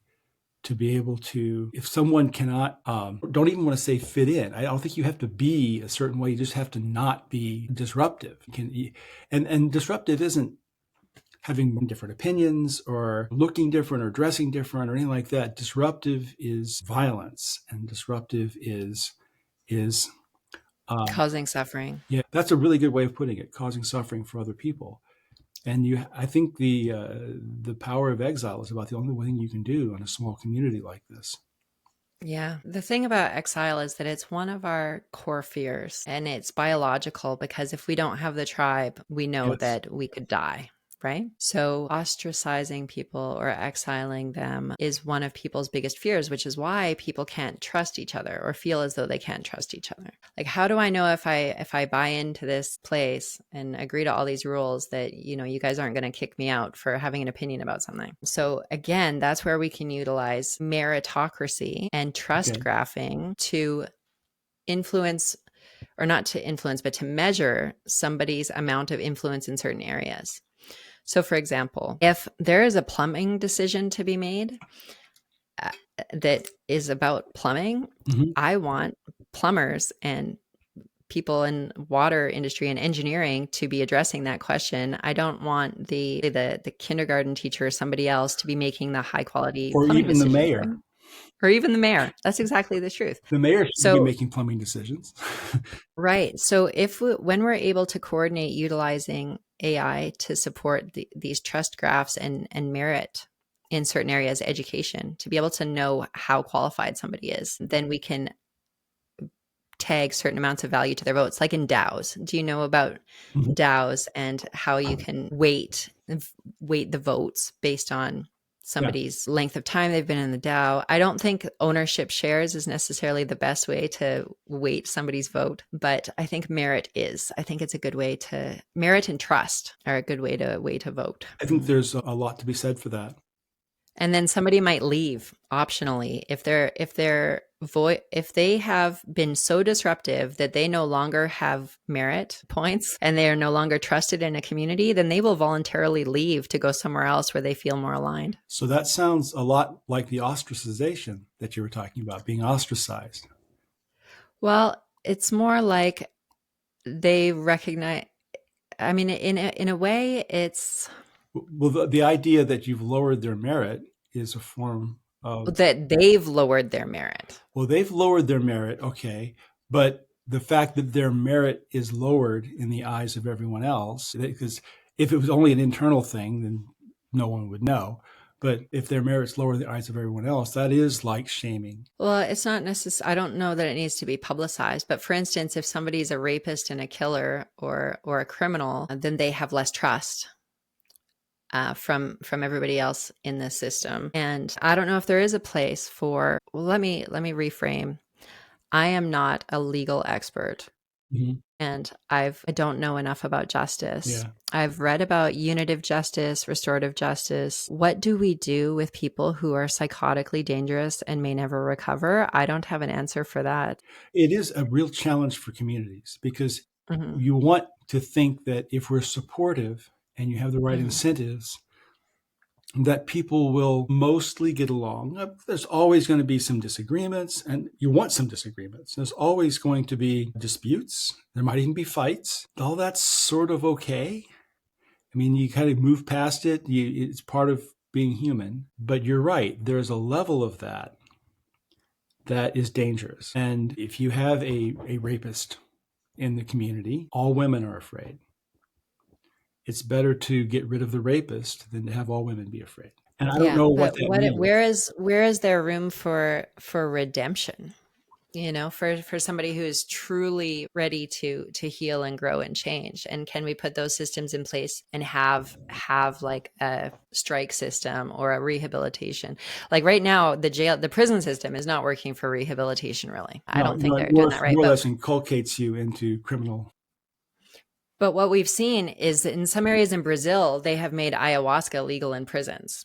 And the shamanic elders are going in and doing ayahuasca psychedelic therapy for prisoners. And they're seeing a huge dramatic shift in the prisoners there, in that they become more self-aware. They start processing their emotion and their trauma, and they come out of it with community and deep bonds with each other. So I think that there's a space for psychedelic medicine or other consciousness, methods of altering consciousness, even with breath work or yoga or whatever, in order to help people grow and learn and So I agree heal. with that, especially if we really find that that works. You'll recall, I think there was times when they did lobotomies on prisoners because they Yeah. felt that that was a way of removing their violent tendencies. And that was just Mhm. wrong. It was a bad thing to do to anybody, but it was certainly an awful thing to do to someone that you'd incarcerated. So I'm always cautious about interventions, but that doesn't mean that, I mean, we allow religious services in there with the idea of interventions. Certainly, I think the ayahuasca is a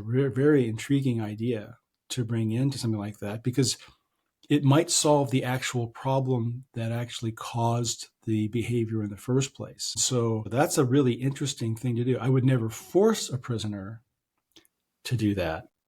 Mm-hmm. And I agree with redemption, the idea of redemption, but whether redemption has to happen within one small community or whether the person just needs a fresh start somewhere else, and they okay, I'm not going to do this again, and they're there. This is probably the hardest question about building a Absolutely. I think community. it's going to be one of the interesting ones And over I don't coming know in that this there is century. an answer. No, I think there's many answers, Yeah. but we should listen to the wisdom of the people who have been guiding for thousands of years, the Mhm. ancestral indigenous wisdom. What do they do in these situations? How do they manage this? And I am always very open-minded and wanting to learn more from people who know more than I do, especially things that work. Right. So that's why I'm so excited about bringing everybody together for Masterminding So I Eden, wanted both to ask you online and about that. offline. Yeah, you wanted to talk about that. I I'm wanted to sorry. ask you about that because Yeah. I looked at the website and I saw, of course, there's the one group that everyone's in, but Mhm. then there's like 15 focus groups, and I'm like, I want to be in 12 of them or something, or I have some interest at least in 12 of them. Mhm. And how does that work? Because obviously there's only so much time, and the whole Mhm. point of a focus group is you have to focus.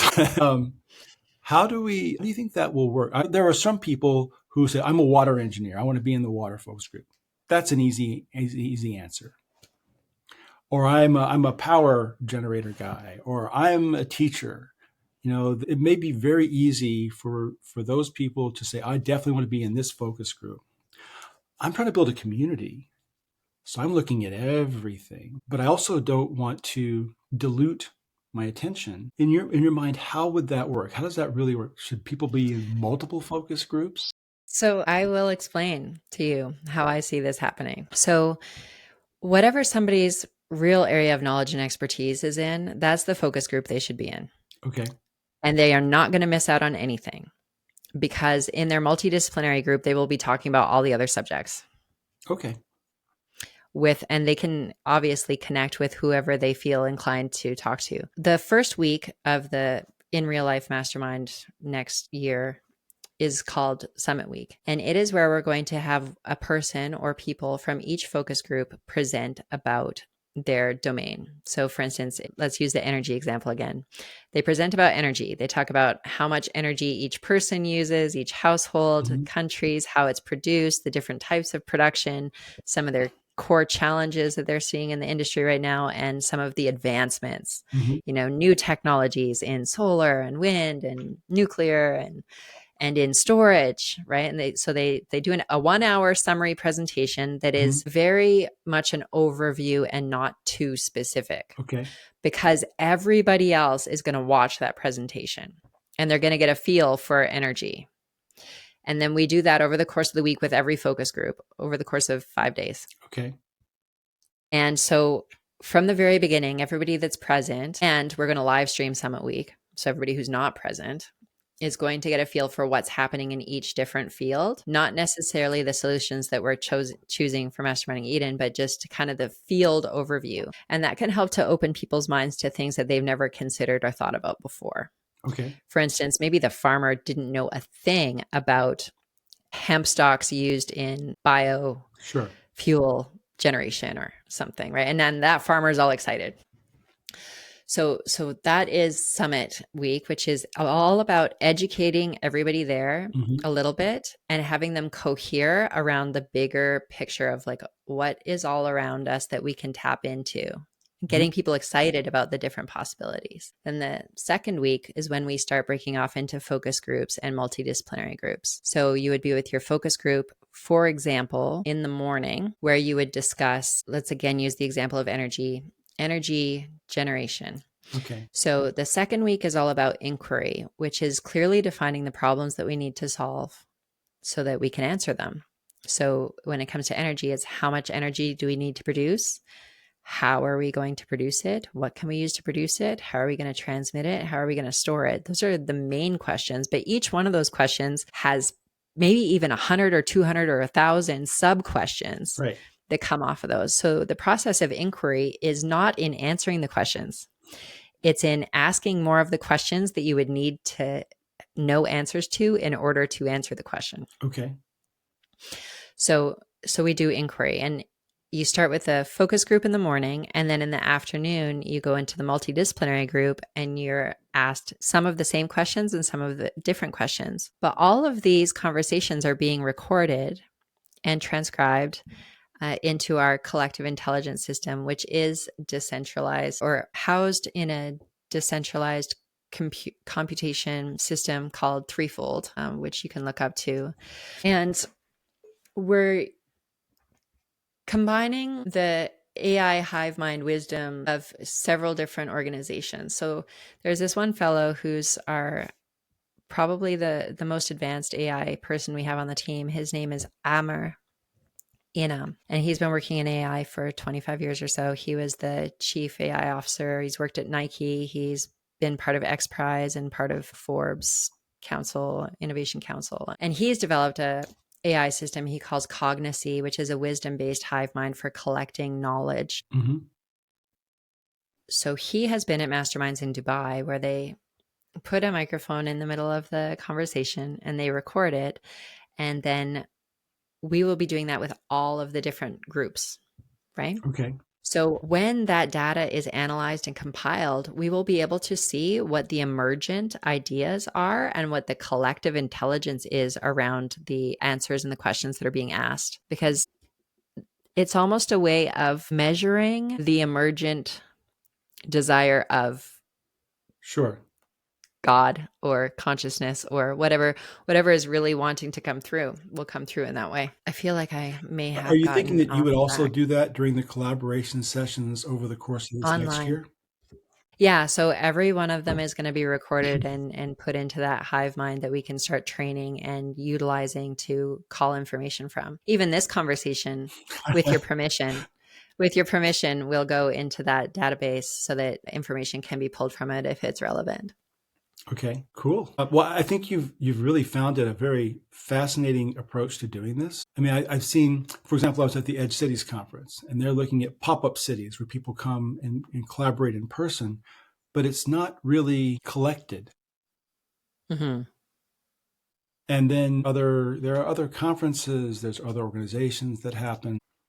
This idea of creating a hive mind is interesting. The idea of the focus groups is interesting. Very, very nice way of organizing. I congratulate you on pulling this together. Thank you. Thank you very much. I still need to explain it frequently to people who say that's too many focus groups and too many people, it's not going to work. And I say, well, we need all of these different areas of expertise in order to develop a coherent system. Otherwise, we're going to miss bits. Even with this many people, we're going to miss bits. Yeah. Well, certainly you can say that everything in the community goes into one of the focus groups, and then maybe a few things that are sort of cats and dogs, odds and ends, they end up in a place that might not have been quite as ideal as if it had its own group. So you can always cover it with a number of groups. Mm-hmm. It depends on how many people you have, I think. if you have, is it 16 focus groups or however many? So there's 18 18, focus groups, 19 if you count the staff and facilitators, right? because every group also has a facilitator that helps to guide the dialogue, not to lead it, but to support it. Like if there's tension or conflict or anything that arises, or people get stuck and don't know where to go, facilitate. So 18 focus groups of 18 people each. And the reason why we have the same number of focus groups as we do people is because then you can take one person from each focus group and create a truly dynamic multidisciplinary group of one person from each of the focus groups. Okay. So in fact, you can create 18 groups of one person. There would be 18 multidisciplinary groups. There's 18 focus groups and 18 multidisciplinary groups. And how we're going to organize that, I'm still working on with some of our people who do human behavior and artificial intelligence in basically looking at people's character profiles and areas of expertise, and then trying to figure out how we're going to match people up into the multidisciplinary groups, right? So that they can best work together, because you want to have a balance of creative tension, but you don't want to have conflict. And you will find, I'm sure, that there are some groups that are more popular than others.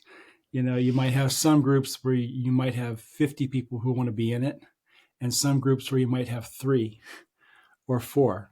So that'll be an interesting balancing act to walk. Yeah, that's why we need to give ourselves some more time to fill up the focus groups. But what we really need to do is, I think at this time, we need to find an influencer for each focus group, like one person to be a representative for that focus group, and to help spread awareness and invite people in and start getting people into that focus group. So right now we have 140 applicants.